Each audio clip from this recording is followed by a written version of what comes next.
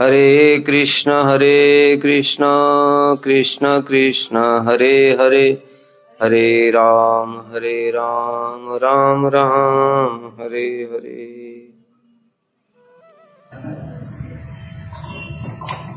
तृतीय अध्याय तो विष्णु तीर्थायाम युक्तो मुखै द्वापरे परिचर्यायाम करो तद्।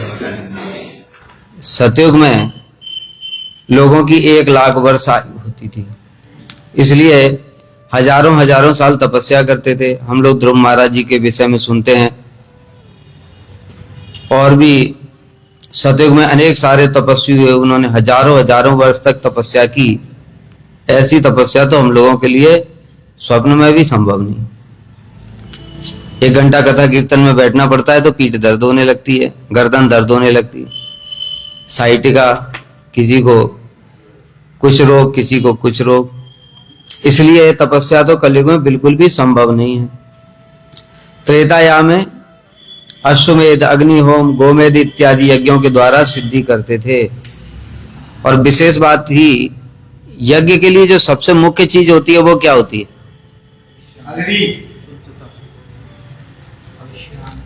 अग्नि। यज्ञ के लिए सबसे महत्वपूर्ण चीज होती है ब्राह्मण का मंत्र सिद्ध होना चाहिए। अग्नि होने से कुछ भी नहीं होगा, स्वाहा स्वाहा करते रहो, कुछ भी नहीं होगा। देवता, यहां तक कि देवता लोग जो है आहुति भी ग्रहण नहीं करेंगे। शास्त्र में वर्णन है, एक समय किसी ने यज्ञ किया, किंतु उस यज्ञ की जो सामग्री थी वो अपवित्र थी, देवताओं ने उसको ग्रहण ही नहीं किया। पुरोहित भी मंत्र सिद्ध था, उसने देवताओं का आह्वान डायरेक्ट किया और उनसे पूछा कि मैं यज्ञ में इतनी आहुतियां दे रहा हूं, आप लोग ग्रहण क्यों नहीं करते? तो देवताओं ने कहा यज्ञ की सामग्री अपवित्र है। तो सामग्री भी अपवित्र है। उसके बाद भी देखो, सामग्री अपवित्र होने पर भी अगर मंत्र सिद्ध है तो उसने देवता से डायरेक्ट भी बात कर ली, उसको पता चल गया। लेकिन अगर ब्राह्मण का मंत्र ही सिद्ध नहीं है तो सामग्री पवित्र होने पर भी, अग्नि होने, सब कुछ होने पर भी कुछ भी नहीं होगा। इसलिए कलयुग में जो मंत्र सिद्ध ब्राह्मण है वो तो पूर्ण रूप से उनका अभाव है, और ब्राह्मणोचित जो आचार विचार हैं उससे भी ब्राह्मण भ्रष्ट हो गए। इसलिए कलयुग में यज्ञ तो बिल्कुल भी संभव नहीं। यज्ञ तो करते हैं हम लोग, वैष्णव होम जो इत्यादि करते हैं वो भगवान की प्रीति के लिए करते हैं। भगवान की प्रीति के उद्देश्य से करने के कारण उसकी सारी कमियां खत्म हो जाती हैं। अन्यथा जैसे कर्मकांड के लोग करते हैं, अगर वैसे करेंगे तो बहुत कुछ भी लाभ नहीं होगा। लेकिन वैष्णव भगवान की संतुष्टि के लिए करते हैं तो उसमें दोष त्रुटि, कुछ भी भूल, मंत्र अशुद्ध होने पर भी, सामग्री भी अशुद्ध रहने पर भी उसका फल मिल जाता है। ये तो भक्ति की वैशिष्ट है। यही तो कर्म और भक्ति मंत्र बताया। क्या बताया कि धीरो वदति विष्णाय, मूर्खो वदति विष्णाय, धीरो वदति विष्णवे, उभयोस्तु समम पुण्यम भाव ग्राही जनार्दन। त्वष्टा ऋषि ने यज्ञ किया था। विश्वरूप का इंद्र ने जब वध कर दिया तो त्वष्टा ऋषि ने इंद्र का वध करने के लिए यज्ञ किया कि तुमने ब्राह्मण पुरोहित का वध किया छल से, अपना काम बन जाने के बाद में, इसलिए तुम दंड के भागी हो। यज्ञ करने लगे कि इस यज्ञ में से ऐसा जीव प्रकट हो जो इंद्र का वध कर दे। और मंत्र बोला उन्होंने, इंद्र शत्रु विवर्धस्व।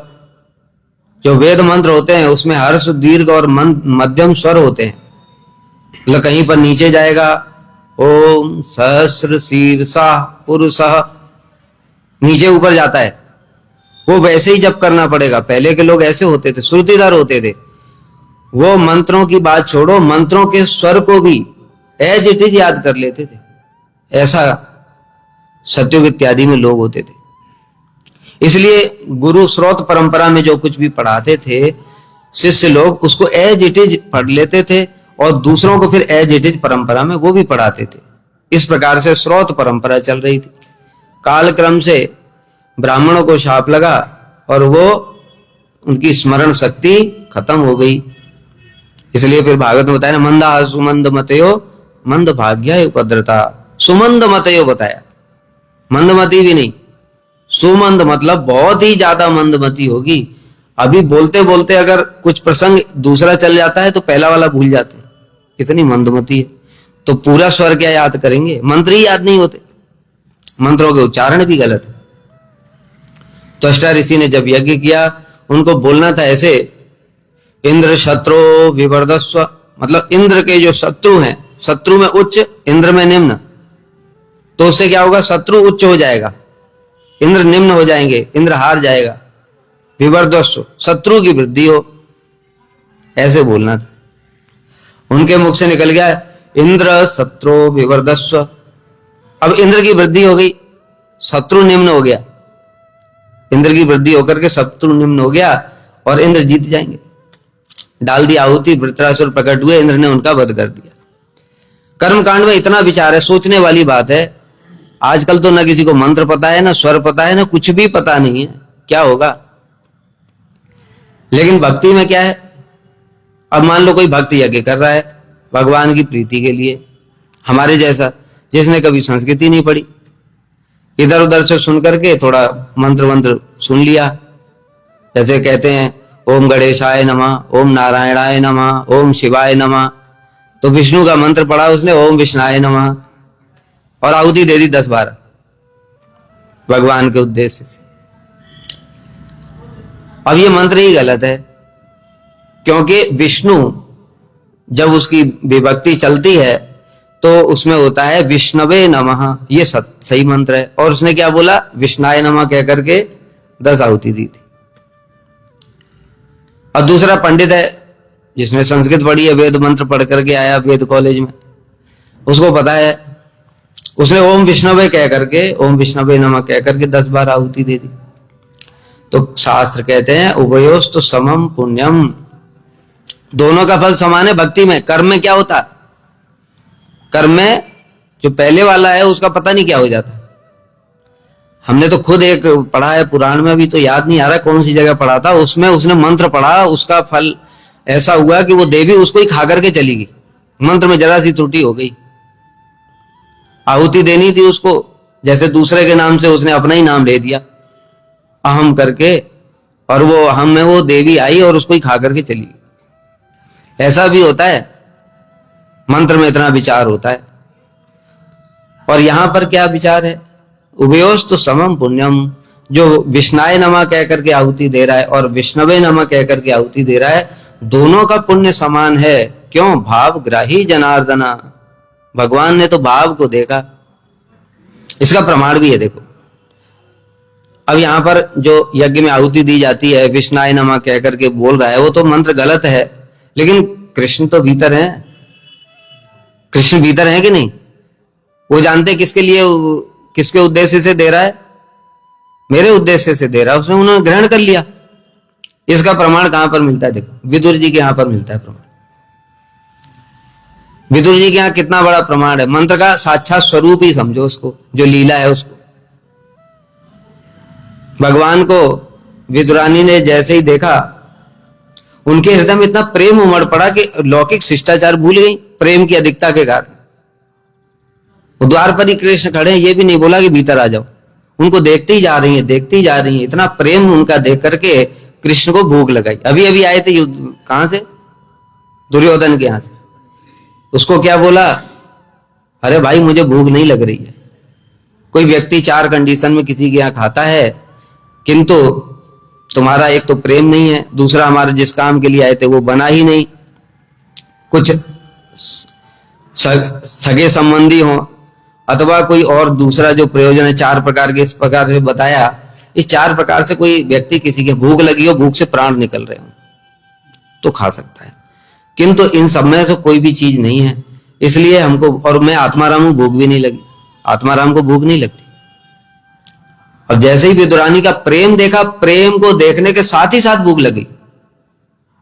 ब्रज में भी यही सब है, ब्रजवासियों के प्रेम के कारण तो घर घर में चोरी करते हैं। तो इस प्रकार से जब विदुरानी ने भीतर बुलाया, फिर उनको बिठाया, आसन दिया, कहते हैं सोच रही क्या खिलाऊं क्या खिलाऊं, अभी तो बनाने में टाइम लग जाएगा, कृष्ण को इतनी भूख लग रही है तो अभी कुछ दे देती हूँ। घर में केले रखे थे और केला तो जमीन पर रख दिया और छिलके खिलाती जा रही हैं और कृष्ण खाते जा रहे हैं बड़े प्रेम से। और विदुरानी तो उनके मुख को देख रही हैं तो उनको पता ही नहीं कि मैं क्या दे रही हूं, क्या खिला रही हूं।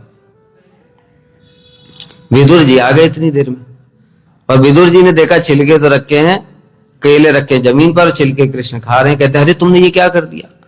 अब विदुरानी को बड़ा दुख हुआ, तो भगवान को हम छिलका खिला देंगे तो दुख नहीं होगा। अब उनके हृदय में जो दुख हुआ उसको देख करके कृष्ण को दुख हुआ, इसलिए उन्होंने पूछा अच्छा ये बताओ तुम मुझे क्या खिलाना चाहती। तो विदुरानी ने कहा प्रभु मैं तो आपको केला ही खिलाना चाहती। तो कृष्ण ने बोला मैंने केला ही खाया, क्योंकि मैं तो भाव को ग्रहण करता हूं। हृदय में भाव क्या है, मैं प्रीति पूर्वक उनको केला खिलाऊं। देखने में क्या लग रहा है, सामग्री गलत है।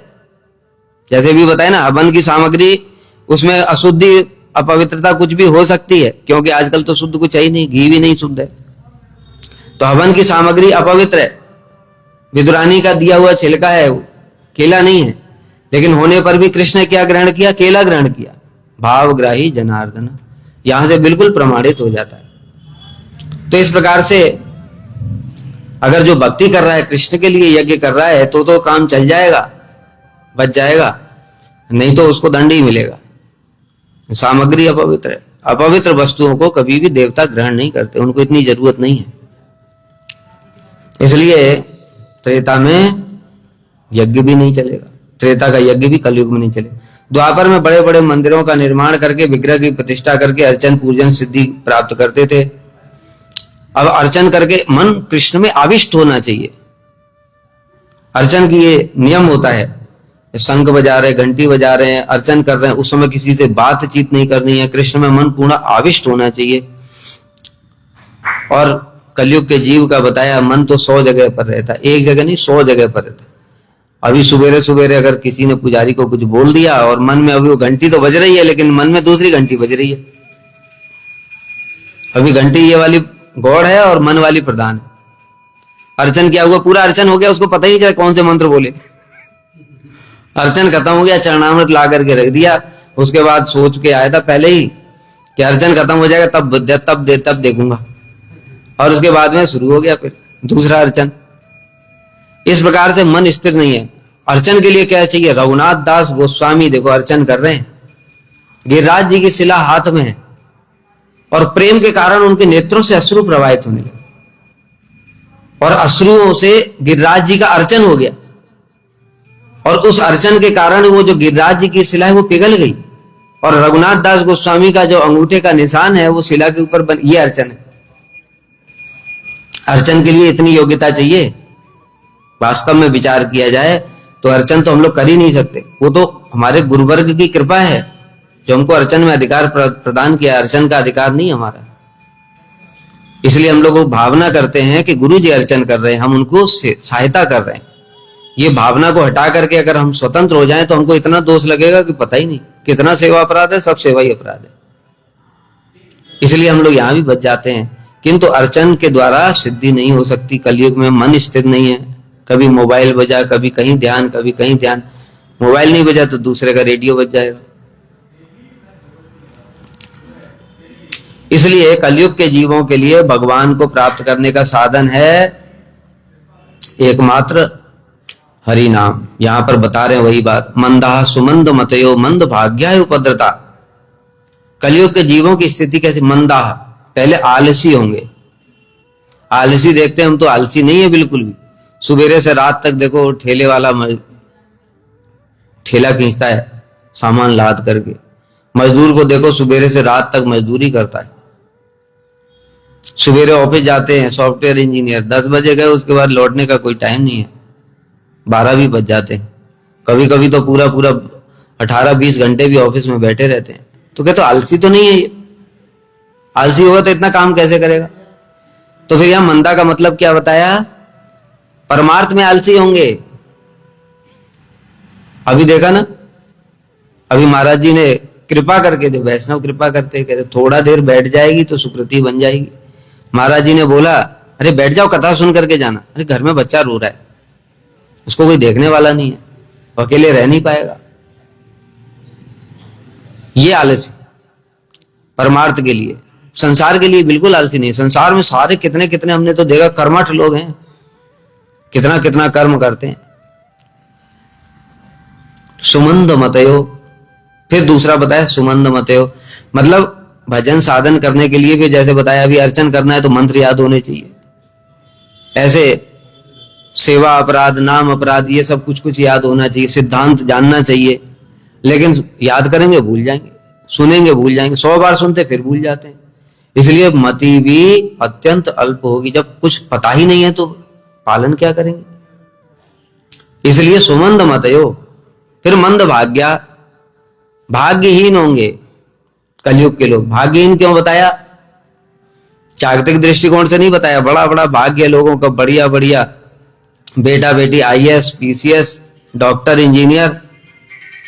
हमने देखा 30-40 साल पहले जो भारत में गरीबी थी वैसा अभी नहीं है। अरे कार तो मतलब कितना बड़ा अमीर आदमी के पास में कार होती थी, गांव में हमारे कोई कार ही नहीं थी। किसी के भाग्यशाली मतलब बहुत अमीर व्यक्ति के पास में बाइक होती थी, बाइक। बहुत अमीर जो हमारे गांव का व्यक्ति होता था, हमारे जो दादाजी थे वो जमींदार थे, वो उनको इसलिए उनके जो हमारे चाचा जी, उनको शादी में बाइक मिली थी, वो पूरे गांव के लोग देखने आते थे। और अभी बच्चा पढ़ने के लिए पहले बाइक दो तब जाऊंगा पढ़ने के लिए, 10th क्लास में। तो उस हिसाब से तो भाग्यहीन नहीं है। लेकिन यहां पर भाग्यहीन क्या बताया? भाग्यहीन बताया साधु संग नहीं होगा। क्या साधु संग भी बहुत है, ऑनलाइन देखो, फेसबुक पे, यूट्यूब पे, टीवी पे, इतना दुनिया भर के साधु कहते, वो साधु नहीं है। साधु नहीं है। साधु कौन है? साधु हैं जो सद वस्तु को हृदय में धारण करते हैं, जो कृष्ण की प्रीति के अतिरिक्त अन्य कुछ कामना वासना नहीं है जिनकी, वो साधु हैं। ऐसे साधु मिलना ही दुर्लभ है, भीड़ तो बहुत है। अन्यथा शास्त्र में जो बताया वो बात गलत हो जाएगी क्या? भागवत में ही बताया, मुक्ता नाम अपि सिद्धा नाम नारायण परायण सुदुर्लभ प्रशांतात्मा कोटिस्वपि महामुने। करोड़ों करोड़ों मुक्तों में से कोई एक नारायण परायण भक्त होता है, इतना दुर्लभ है साधु मिलना। फिर इतना सारा कैसे हो रहे हैं? इसका मतलब कहीं गड़बड़ है। अब गड़बड़ दो ही जगह, या तो शास्त्र में गड़बड़ है या साधु में गड़बड़ है। शास्त्र में तो गड़बड़ नहीं हो सकती क्योंकि वो तो भगवान से ही प्रकट हुए, इसलिए गड़बड़ है जो हमको दिख रहा है। सब दिखने वाले लोग साधु नहीं है। इसलिए अगर किसी का मंद आलसी भी नहीं, परमार्थ के लिए चेष्टा भी करना चाहता है, कुछ प्राप्त करना चाहता है, उसकी बुद्धि भी थोड़ी ठीक है, शास्त्र इत्यादि का स्मरण भी रहता है, तो फिर साधु नहीं मिलेगा। बड़ा मुश्किल है सुस्त साधु मिलना। और अंत में चौथा बताया, अगर वो भी मिल गया तो उपद्रव होंगे। उपद्रव मतलब अपने जो अनर्थ हैं उन अनर्थों के कारण रोग व्याधि आदि दैविक आदि भौतिक आध्यात्मिक, मतलब हमको भी साधु भी मिल गए, भाग्य अच्छा था, शुद्ध भक्तों की लाइन में भी आ गए, गौड़ी विचारधारा में। किंतु कथा सुनने बैठते हैं नींद आ जाती है। किसी की पीठ दर्द है, किसी का पेट दर्द है, किसी को गैस बन रही, अभी कथा सुन रहे गैस बन रही है, वो गुड़गुड़ गुड़गुड़ अभी कथा में क्या मन लगेगा बताओ? कहां पर मन लगेगा? इसलिए कहते हैं सारे के सारे जितने साधन थे वो साधन काम ही नहीं करेंगे, उन साधनों में आवेश चाहिए। इसलिए फिर अंत में क्या बचा? तब भगवान ने कहा इन कलयुग के जीवों के लिए क्या करूं? तो उन्होंने सारी की सारी निज सर्वशक्ति तत्रार्पिता नियमित स्मरणेन कालः, निज अपनी सर्वशक्ति, जितनी भी शक्ति भगवान के अंदर में है। भगवान के अंदर कितनी शक्ति है उसकी कल्पना कर सकते हैं क्या? भगवान अनंत कोटि ब्रह्मांड को बना करके क्षण में नष्ट करके फिर बना सकते हैं, और वो उनकी शक्ति का एक कण है। इतनी अचिंत्य शक्ति है। वो सारी की सारी शक्ति हरि नाम में उन्होंने प्रविष्ट करा दी। इसलिए कलयुग में हरि नाम ही चलेगा, चाहे पेट खराब हो, चाहे पीठ खराब हो, चाहे कुछ भी हो, जैसे तैसे करके हरि नाम लेने से भी उसमें इतनी शक्ति है। इसलिए हम लोग आचमन करते हैं ना, अपवित्र पवित्रो वा सर्वावस्थाम गतोपि वा यह स्मरेत पुंडरीकाक्षम स बाह्यभ्यंतर शुचि। आचमन का बड़ा विशेष महत्व है। आचमन की एक कथा सुनाते, कितना आचमन का महत्व है, और वो आचमन किस लिए होता है वो भी समझना पड़ेगा। देखो महत्व तो ये है, एक बार जो आप लोगों ने गुरु भक्तों की कथा सुनी ना, गुरु भक्तों की कथा में कौन कौन सी कथा थी? आरुणी, उपमन्यु, तीसरा किसी बहुत कम लोगों को पता है, वो तीसरा उत्तंग था उसका नाम। ये तीनों गुरु भक्त एक ही गुरु जी के शिष्य थे, आयोध धौम्य नाम था उनका, उत्तंक। अब दो की तो कथा पता है कि आरुणी को तो खेत में सोया था ठंड में, और उसको गुरुजी ने भेजा था मेड़ पर, वो सो गया था ठंड में। उपमन्यु की भी कथा है, गाय चराने को भेजा था। उत्तंक की बड़ी लंबी कथा है। उत्तंक को गुरु माता ने भेजा था, एक राजा था, और बड़ी लंबी कथा है, संक्षेप में ही बता रहे हैं। एक राजा था, उसकी पत्नी थी, उसके वो पत्नी साधारण नहीं थी, बड़ी पतिव्रता स्त्री थी। तो ये जो गुरु माता है, इनको कोई व्रत करना था। उस व्रत के लिए उन्होंने कहा कि जाओ उस रानी से कुंडल लेकर के आओ। अब मार्ग में इसको तक्षक भी मिला, बहुत कुछ हुआ। तो ये जब गया था, वो तक्षक, उससे रक्षा इसकी ऐसे हुई कि मार्ग में इंद्र, वो एक बैल बन गया और एक यमराज भी कुछ बन गए, और उसको कहा कि तुम गोबर खा लो, बैल का गोबर खा लो, गाय का गोबर खा लो। तो इसने गोबर खाया, और गोबर खाने के बाद में आचमन किया, आचमन भी किया। उसके बाद में जब राजा के पास पहुंचा, उसे प्रार्थना करी कि मेरी गुरु माता ने आदेश दिया है, आपकी रानी के कुंडल चाहिए, वो ये व्रत कर रही हैं उसके लिए। तो राजा ने कहा ठीक है, हमारी रानी महल के अंदर में है, उनसे जाकर के प्रार्थना करो, वो कुंडल दे देगी। भीतर गया महल में, महल में जाकर के जब देखा तो कोई नहीं है, वापस आ गया। कहता अरे तुम ब्राह्मण के साथ में भी इतना हंसी मजाक करते हो, हमसे भी झूठ बोलते हो, भीतर में कोई नहीं है और तुमने बोल दिया कि रानी भीतर में है। तो राजा ने कहा देखो ब्राह्मण, क्रोधित होने की आवश्यकता नहीं है, तुम अपवित्र हो, क्योंकि मेरी रानी पतिव्रता है, अपवित्र अवस्था में कोई उसका दर्शन भी नहीं कर सकता। अब याद करो कहां पर अपवित्र हो। तो उसने स्मरण किया कि वहां तो मैंने गोबर खाया था किंतु आचमन किया था। तो उन्होंने पूछा कैसे आचमन किया था? खड़े खड़े आचमन किया था। कहते खड़े खड़े आचमन बिना आचमन जैसा है, खड़े खड़े आचमन का कोई महत्व तो नहीं है। इसलिए फिर उसने वहां बैठ करके आचमन किया। फिर आचमन करने के बाद में फिर भीतर गया, जब भीतर गया तो रानी के दर्शन हो गया, फिर प्रार्थना करी, कुंडल मिल गया। आचमन का कितना महत्व है देखो। अब ये जो आचमन है इतना महत्व है, हम लोग आने करने से पहले कभी कुछ करते ही नहीं, मंत्र में बल शक्ति कहां से आएगी? ये आचमन का महत्व किंतु क्यों है? अब जो उसमें बोल रहे हैं ओम केशवाय नमः, ये नाम का महत्व है, बाकी क्या बचा? अगर नाम को हटा दे, खाली पानी डालो, तो गंगा जल भी डालो तो भी कितना पवित्र हो जाओगे, ऊपर से ही तो पवित्र हो गए। गंगा जल भीतर से पवित्र नहीं करेगा। श्लोक है ना, सुरा कुंभम विवापका, कि जैसे जो एक घड़ा है, घड़े में शराब भर दिया और शराब को बार बार गंगा जी में उस घड़े को डुबाओ तो भी फिर वो पवित्र नहीं हो सकता। इसी प्रकार से हमारे हृदय में काम क्रोध मोह लोभ मद मात्सर्य है, एक बार पाप करने की प्रवृत्ति है। गंगा जी गए तो पाप तो दूर हो गया, लेकिन अंदर का तो हृदय में अनर्थ दूर है, वैसे ही पड़े हुए हैं। इसलिए आचमन करते हैं ओम केशवाय नमः, केशव ये मुख्य है, ओम नारायणाय नमः, ओम माधवाय नमः। उसके बाद में फिर क्या बोलते हैं? अपवित्र पवित्रो वा, अपवित्र अवस्था पवित्र अवस्था, किसी भी अवस्था, सर्वावस्थाम गतोपि वा, किसी भी अवस्था में क्यों ना हो, यह स्मरित पुंडरीकाक्षम, भगवान का नाम आया पुंडरीकाक्षम, इस पुंडरीकाक्ष को हटा दो, इस मंत्र का कोई मूल्य नहीं है। बोलते रहो 1,00,000 बार, कुछ नहीं होगा, अपवित्र ही रहेगा। यह स्मरित पुंडरीकाक्षम, पुंडरीकाक्ष मतलब भगवान को बोलना नाम उनका है, और भगवान का स्मरण करना, सब बाह्य अभ्यंतर शुचि, उससे भीतर और बाहर की शुद्धि होगी, भगवान के नाम की तो महिमा। तो इसलिए ये जो आचमन करते हैं, आचमन के द्वारा हम पवित्र होते हैं। तो ये पवित्र करने के लिए जो आचमन कर रहे हैं उसमें भी क्या महिमा रही? किस चीज की? नाम की महिमा रही।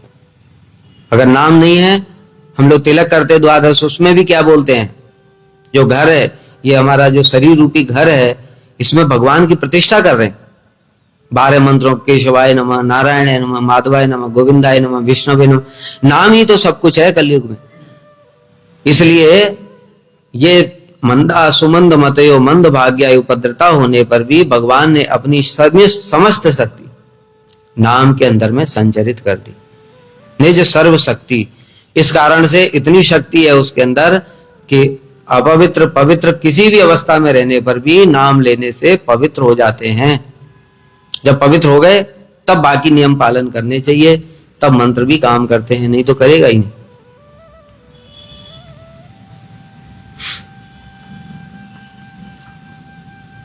कली काले नाम रूपे कृष्ण अवतार, नाम हईते है सर्व जगत निस्तार, नाम बिना कली काले नाही आर धर्म, सर्व मंत्र सार नाम यही शास्त्र मंत्र। अच्छा, मंत्रों की भी बात कर लेते हैं। मंत्र क्या है? हमारे ऋषि मुनियों ने नाम से ही तो मंत्र बनाया। ओम केशवाय नमः, अभी बताए ना, आचमन कर रहे हैं। ओम जो बीज होता है, ओम एम क्लीम इत्यादि ये बीज होते हैं। लास्ट में नमः स्वाहा इत्यादि समर्पण भाव होता है, और बीच में नाम है, वो नाम ही मुख्य है। अगर इस नाम को हटा दिया ओम स्वाहा, इससे कुछ भी नहीं होगा, इसका कोई मूल्य नहीं। जो नाम बीच में लगाया, इस मंत्र की आवश्यकता क्यों हुई? नाम ही तो सब मुख्य, तो मंत्र में भी नाम ही है, तो फिर नाम बनाया क्यों ऋषि मुनियों ने? कारण यह है कि ऋषि मुनि जानते थे बद्ध जीवों की श्रद्धा नहीं है भगवान के नामों। अरे हरे कृष्ण बोलने से क्या हो जाएगा? कहीं भी कोई टॉयलेट में बैठा है, उसने हरे कृष्ण बोल दिया, राम का नाम, इससे क्या हो गया? अजामिल ने नारायण बोला, उस पर विश्वास ही नहीं है लोगों का। लेकिन क्या होता है, जब उनको कोई विधि बताया जाता है, जैसे आजकल के लोगों को भी देखो, 108 ब्राह्मणों को खिलाना है, उनको कपड़े देने, बड़ा भंडारा करवा, हाँ कुछ बड़ा काम किया, ऐसा उनको लगता। बद्रीनाथ जाना है, पैदल बद्रीनाथ जा करके आए, पैदल में ठंडे पानी से नहाए, उतना ठंड थी वहां पर, बर्फ जमी हुई थी, वहां जाकर के बहुत बड़ा काम, ऐसा लगता है। श्रद्धा कैसी चीज में, जो बहुत कठिन परिश्रम करने से जो मिलता है उसमें श्रद्धा है, लेकिन आराम से हरे कृष्ण बोल दिया उसमें श्रद्धा ही नहीं है। तो इसलिए ऋषि मुनियों ने उसी नाम से ही मंत्र बनाए। मुख्य तो नाम ही है केशव, केशव को ही ओम लगा दिया बीज, नमः लगा दिया स्वाहा, और बीच में नाम। अब क्या है, उसके नियम भी बना दिए कि हाँ स्नान करना पड़ेगा, आसन पे बैठना पड़ेगा, आसन को शुद्ध करना पड़ेगा, आचमन करना पड़ेगा। उसके बाद में जब मंत्र जपोगे ध्यान लगा करके, तब फिर लगता है हाँ कुछ किया। तो मंत्र में जीव की श्रद्धा होने के कारण ऋषि मुनियों ने मंत्र बनाया, अन्यथा मंत्र में नाम ही मुख्य है। जब जीव के अनर्थ दूर हो जाते हैं तो मंत्र की आवश्यकता भी नहीं होती। भावावस्था के आने के बाद में संबंध ज्ञान तक ही पहुंचाते हैं मंत्र। गोप कुमार की कथा में स्पष्ट रूप से वर्णन है। उसके पश्चात में मंत्र की आवश्यकता ही नहीं है, फिर हरि नाम ही काम करते हैं। लेकिन जब तक हमारे अपराध और अनर्थ बहुत अधिक हैं, तब तक मंत्र में श्रद्धा भी है, और तब फिर मंत्र ही इन अनर्थों को धीरे धीरे दूर करते हैं, और दूर करके हमको योग्यता प्रदान करते हैं कि नाम कर सके। इसलिए मंत्र से, नाम से ही मंत्र बनाए, नाम ही मूल है। तो कली काले नाम रूपे कृष्ण अवतार, कलयुग में भगवान ने 2 अवतार धारण किए। वाच्यम वाचकम इति उदेति भवतो नाम स्वरूप, एक वाच्यम एक वाचकम। पूर्वस्मात् परमेव अंत करुणम तत्रापि जानीमहे। वाच्यम किसको बोलते हैं? श्री विग्रह, ये वाच्यम है। एक अवतार धारण किया भगवान ने श्री विग्रह रूप में, जो हम लोग ठाकुर जी की सेवा करते हैं। लेकिन ठाकुर जी की सेवा के लिए भी बताया नियम होता है। ठाकुर जी को 5 टाइम भोग लगेगा, श्रृंगार होगा, ठाकुर जी की सेवा होगी, ठीक से उनको उठाना पड़ेगा, मंगल आरती जगाना पड़ेगा, सुलाना पड़ेगा, सब कुछ करना पड़ेगा। और पूरा अपवित्र अवस्था में सेवा नहीं कर सकते, अंधेरे में ठाकुर जी की सेवा नहीं कर सकते। तो ये इस प्रकार से बहुत सारे नियम हैं श्री विग्रह सेवा में। और दूसरा अवतार लिया भगवान ने वाचकम, नाम रूप में। लेकिन पहले वाले से दूसरे वाले बहुत अधिक दयालु हैं। क्यों? क्योंकि नाम के लिए कोई भी न देश नियमस तस्मिन न काल नियमस्तता न उच्चिष्टादो निषेधो अस्ति हरे नाम नहीं लुप्त। नाम के लिए कोई विचार नहीं। इसलिए हम लोग अब प्रचार करने जाते हैं तो हम लोग सिद्धांत मुख्य थोड़ी रह गया है। प्रचार में क्या सिद्धांत बोलेंगे? अभी बताया, मंदा सुमंद मतयो मंद भाग्या उपद्रता। उनको क्या सिद्धांत समझ में आएगा? माधुर्य कादम्बनी भक्ति रसामृत सिंधु बोलना शुरू कर देंगे तो ऐसे देखेंगे तो कौन सी कथा बाबा बोल रहे हैं, कहां से आ गया बाबा, कुछ भी समझ नहीं आएगा। अधिकार इतना निम्न हो चुका है जीव का। इसलिए हरि नाम की ही महिमा गान करते हैं अधिकतर। तो कृष्ण के दो रूप में अवतार हुए, एक वाच्यम विग्रह रूप में और दूसरा हरि नाम रूप में। नाम हिते है सर्व जगत निस्तार, और नाम से ही कलयुग में सभी जीवों का निस्तार होगा, मतलब उद्धार होगा। नाम बिना कली काले नाही आर धर्म। बाकी जितने धर्म हैं वो सब कलयुग में काम नहीं करे। देखो भक्ति के धर्म की तो बात ही छोड़ दो, अभी कलयुग में जो वर्णाश्रम धर्म है वो भी नहीं रहा। ब्राह्मण क्षत्रिय वैश्य शूद्र कुछ भी नहीं रहा, ब्रह्मचारी गृहस्थ वानप्रस्थ संन्यास कुछ भी नहीं रहा, सब खत्म हो गए। सब वर्ण व्यवस्था भंग, कोई किसी के लिए कोई नियम नहीं, सब पशु तुल्य हो गए। इसलिए ऐसी अवस्था में एक ही धर्म बचा के किसी का जीव का कैसे उद्धार होगा? पहले प्रोसेस होती थी, धीरे धीरे राजसिक से तामसिक से राजसिक, राजसिक से सात्विक, सात्विक के बाद निर्गुण भक्ति में प्रवेश करेगा। लेकिन अभी वर्णाश्रम भी भंग हो गया, अभी प्रगति कैसे होगी जीव की?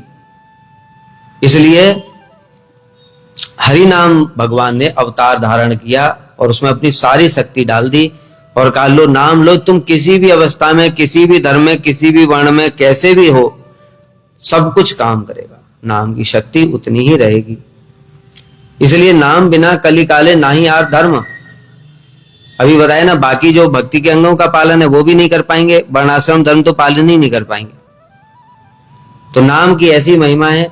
सर्व मंत्र सार नाम, यही शास्त्र मंत्र जो अभी हमने बताया, सभी मंत्रों का सार नाम ही है। अभी बताया ना, ओम केशवाय नमः, ओम नारायणाय नमः। गोपाल मंत्र में भी अगर उस नाम को ही हटा दिया जाए तो क्या बचा? इसलिए सारे मंत्र हैं जितने भी, उन सभी मंत्रों का सार श्री नाम ही है।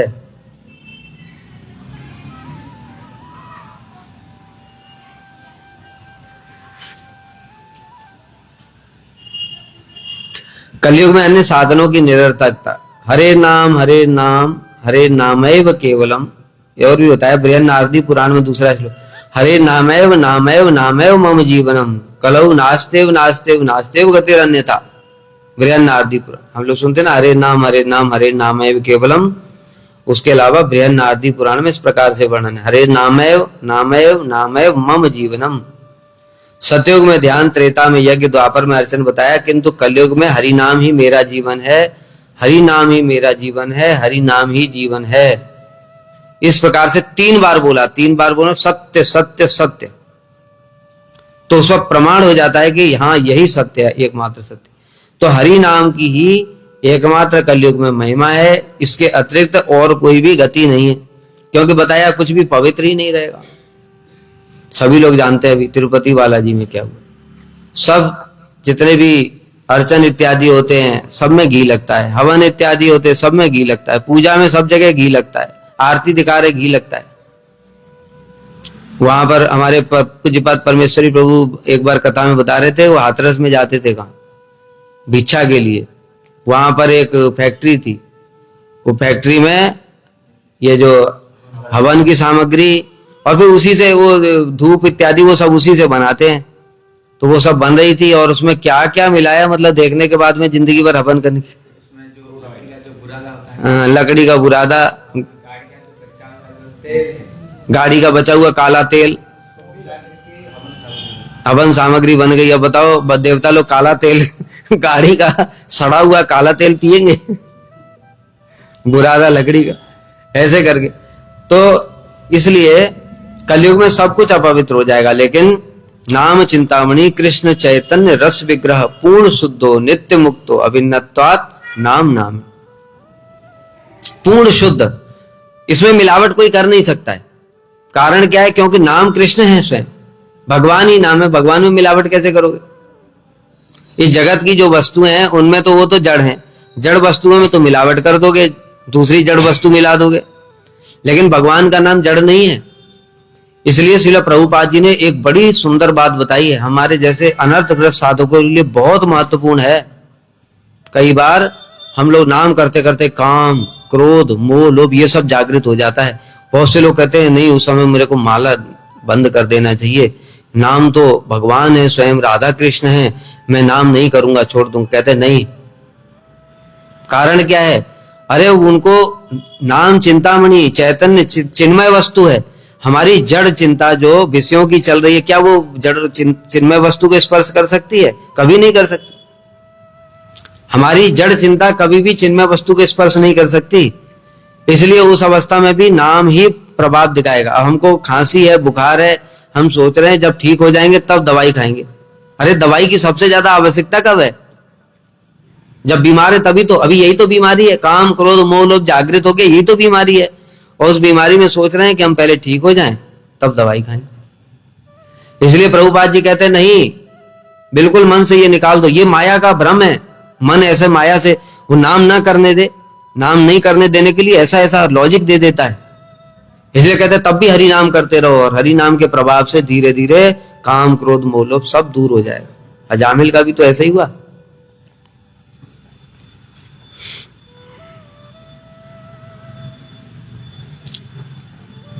दान, व्रत, तपस्, तीर्थ क्षेत्रादीनांच या स्थिता शक्तियो देवम अहताम सर्व पाप हरा शुभा राजसूयास्वमेधानाम ज्ञान साध्यात्म वस्तुनः आकृष्य हरिणाम सर्वा स्थापिता स्वेश नामसु।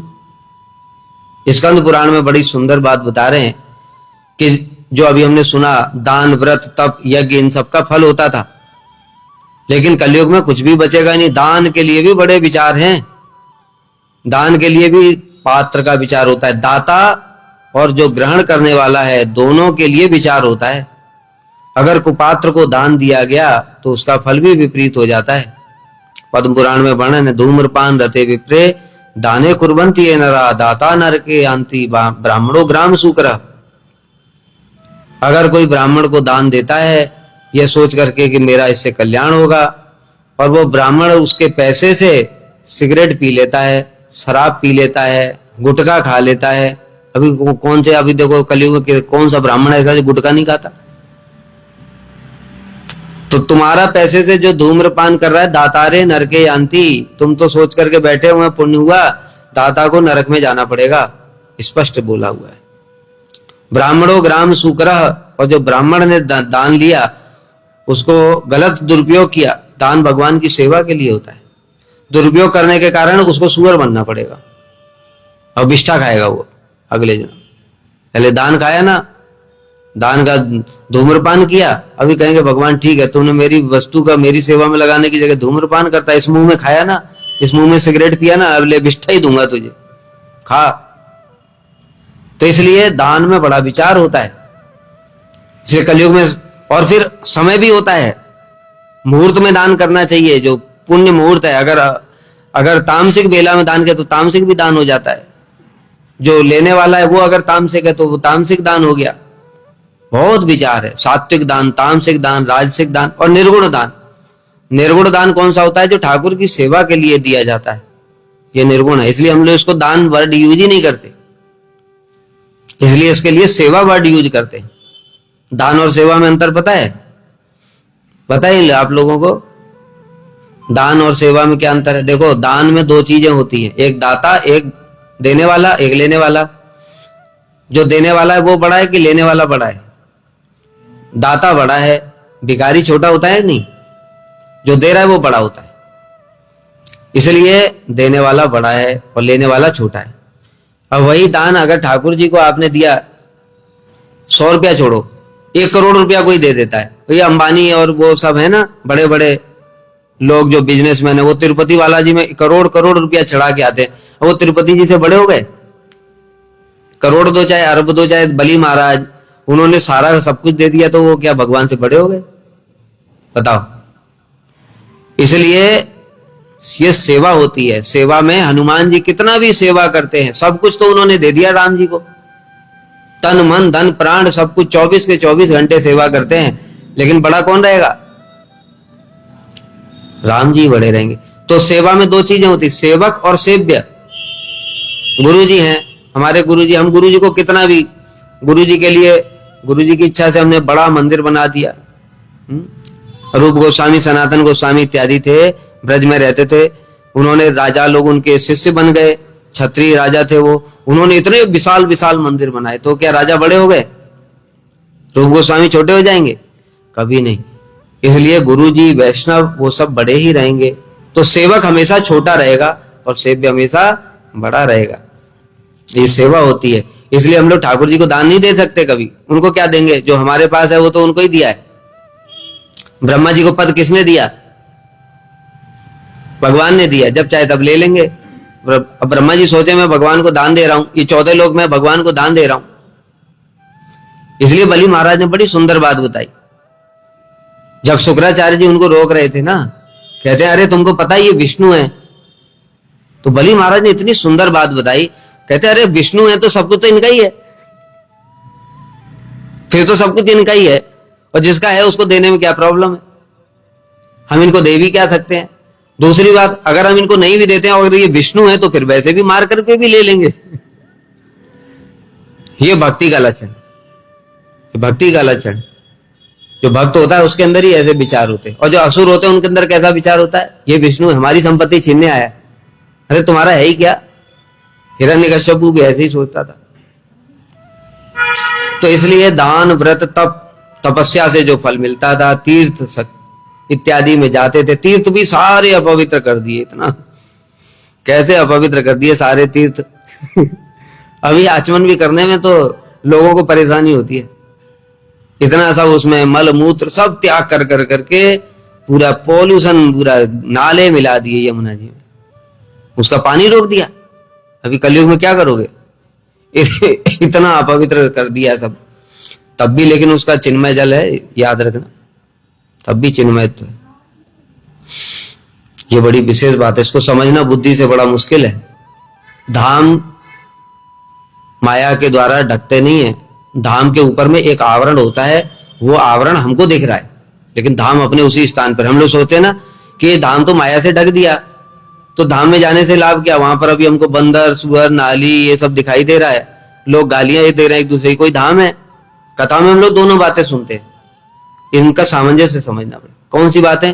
पहली बात सुनते हैं कि धाम ये चिन्मय है, यहां जाने से, एक दिन मथुरा में वास करने से भक्ति हो जाती है।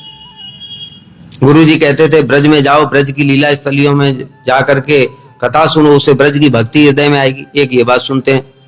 वहीं गुरुवर्ग से ये बात सुनते हैं, ये ब्रजवासी है, कोई आपस में झगड़ा कर रहे हैं, रिक्शे वाला है चाकू लेकर के लूट ले गया, ये ब्रजवासी है। एक दूसरे को गाली दे रहे हैं, नाली, सुअर, बंदर, ये सब ब्रजवासी हैं। तो दोनों बातों का सामंजस्य करना पड़ेगा। कैसे? वो जो स्थान है वो भगवान का धाम, वो चिन्मय है, उसी स्थान पर ही है। यमुना जी उसी स्थान पर बह रही हैं, किंतु कली के प्रभाव से माया ने एक आवरण डाल दिया हमारी आंखों के ऊपर। अब हमको वो जो दिखाई देगा धाम का स्वरूप, वास्तविक नहीं है, वो माइक है। लेकिन माइक होने पर भी, क्योंकि धाम उसी स्थान पर है, इसलिए भजन साधन का फल भी मिलता है, इसलिए भजन साधन का फल मिलता है। हम लोग कहते हैं ना, राधा कुंड में स्नान करने से, एक बार राधा कुंड में स्नान करने से सकृदपि, रूप गोस्वामी बता रहे उपदेशामृत में, क्या सकृदपि, इसमें स्नान करने से, एक बार भी स्नान करने से प्रेम प्राप्त हो जाता है। तो अभी हम तो उस लेवल पर नहीं है कि चिन्मय वाला दर्शन हो जाए हमको। जो चिन्मय वाले में उसी स्थान पर राधा कुंड है चिन्मय वाला, उसमें स्नान करने से एक बार में ही प्रेम हो जाएगा। रघुनाथ दास गोस्वामी अगर एक डुबकी मारेंगे तो प्रेम में डूब जाएंगे पूरा। तो हमारे लिए तब तक क्या होगा? हमारे धीरे धीरे सुकृति बनेंगी, अधिकार के अनुसार फल प्राप्त होगा। महाप्रसाद है, एक ही महाप्रसाद हम पाते हैं तो हमारे पेट में इंडाइजेशन हो जाता है। वही महाप्रसाद महाप्रभु ने दर्शन करने से ही उनके अष्ट सात्विक प्रेम के विकार प्रकट हो गए, अधिकार के अनुसार। इसलिए इनका सामंजस्य करना चाहिए। उनकी शक्ति में कोई कमी नहीं है, जैसे नाम है, नाम प्रभु जब रूप गोस्वामी जो लिखते हैं, तुंडे तांडवनी रतिम वितोदन्ते तुंडावली लब्धये कर्ण क्रोड कदम्बिनी घटयते कर्णार्बुदेभ्यः स्मृणाम।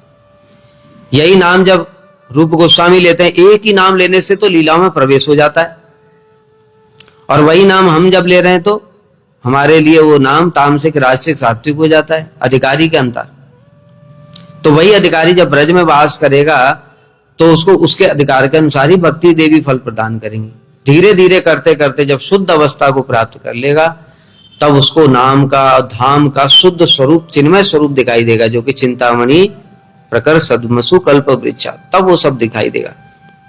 तब तक बुद्धिपूर्वक ही करना चाहिए। धाम चिन्मय है, यमुना जी चिन्मय है, इसी जल में तो कृष्ण, यमुना जी देखो चरणामृत भगवान का हम लोग रोज पान करते हैं, यमुना जी तो पूरा चरणामृत, रोज कृष्ण तो उसमें लीला करते हैं, रोज स्नान करते हैं, और कृष्ण के भक्त जो सर्वोत्तम भक्त हैं गोपियां, वो उसमें रोज स्नान करती हैं। वो चरणामृत से भी कितना बड़ा चरणामृत है, चिन्मय जल है, इसे बुद्धिपूर्वक भी करना चाहिए।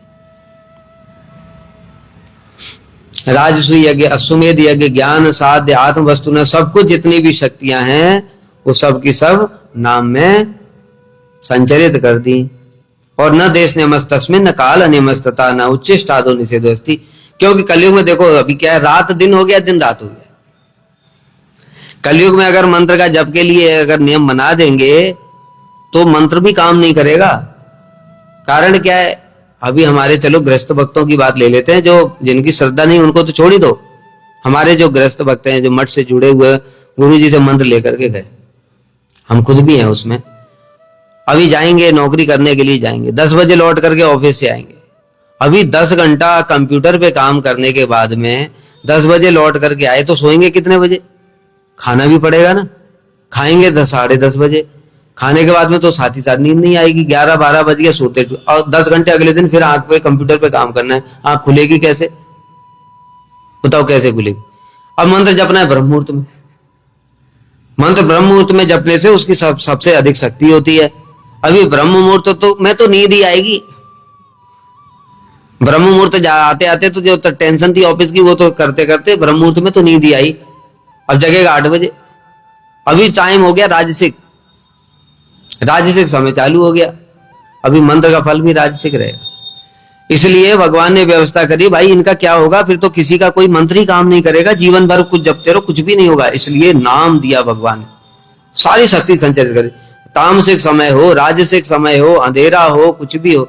अब तो रात में लोग जगते हैं, दिन में सोते हैं, सब उल्टा पुल्टा हो गया ना ये कली के प्रभाव से। तब भी कहते हैं कोई बात नहीं, रात में तुमको टाइम मिला, अभी 10 बजे ऑफिस से आए, 10:30 बजे आए, कोई बात नहीं, नींद नहीं आ रही, हरिनाम कर लो, 12 बजे भी कर लो, 12 बजे किंतु मंत्र जपने का कोई विधान नहीं है, 12 बजे हम आने करने का समय नहीं होता है, रात को 12 बजे आने करने बैठे। लेकिन फिर भी जिनके सामने ऐसी समस्या है, जो नौकरी करते हैं और ऐसा विलंब हो जाता है, तब भी उनको करना चाहिए लौट कर भी, कम से कम गुरुजी के नियम तो पालन कर रहे हैं। ऐसा नहीं बहुत से लोग कहते तामसिक समय हो गया, अब तो रात हो गई तो नहाने की छोड़ दो, ऑफिस से आए तो ऑफिस में तो शाम को कर नहीं सकते मंत्र, सुबेरे का तो दोपहर का दोनों टाइम का सुबेरे करके चले गए, अभी रात का तो हो गई, रात 10 बज गया, अब क्या करेंगे? कहते तब भी करो, क्योंकि गुरु जी ने मंत्र दिया है, वो नियम पालन करो। भक्ति में बताया ना, फिर वो तामसिक का भी कोई चिंता मत करो, क्योंकि गुरु जी के इस भावना से करोगे, गुरु जी ने हमें मंत्र दिया है, गुरु जी की आज्ञा पालन कर रहे हैं, तो उसका दोष भी नहीं लगेगा। इसलिए भगवान ने नाम रूपी ऐसी चीज प्रकाशित कर दी। अब क्या है कि सबके बैक पेन, सबके बैक पेन है, अब बैठ करके हरि नाम कैसे करोगे? कोई बात नहीं, लेट जाओ, पड़े रहो, खटिया पे पड़े रहो, पड़े पड़े हरि नाम करो। बुढ़ापा आ गया, सारी जवानी में तो भोग करते रहे, जीवन सारा पैसा कमाने में निकाल दिया, अभी थोड़ा बुढ़ापे में थोड़ी चिंता हुई, भजन कर ले, तब तक कमर ने जवाब दे दिया, 2 कदम चलते ही तो बैठ जाते हैं। तो क्या करे, चलो लेटे रहो, कोई बात नहीं, लेट कर भी हरि नाम करो। इसलिए न देश नियमस तस्मिन, देश का भी विचार नहीं। नौकरी करने के लिए वहां चले गए सऊदी कंट्रीज में, और वो जो मुस्लिम कंट्रीज में, जहां पर के सब मांस खा रहे हैं, गोमांस खा रहे हैं, ऐसी स्थिति में क्या करोगे? कहते यहाँ तो सब कुछ अपवित्र। कहते कोई बात नहीं, हरि नाम कभी अपवित्र नहीं है। इसलिए वहां भी नाम, न देश नियमस्त न काल नियमस्त था, काल का भी बता दिया, समय, रात में दिन में, नींद खुल गई, टेंशन है, कुछ भी है, करना शुरू कर दो। न उच्चिष्ट, झूठा सूटा, मुंह चलते चलते खा रहे हैं, खाते खाते फिर उसके बाद सोचा अभी तो कुछ काम ही नहीं है, तो कोई बात नहीं, हरि नाम करते रहो। इस प्रकार से भगवान ने सारी की सारी व्यवस्था नाम में कर रखी है।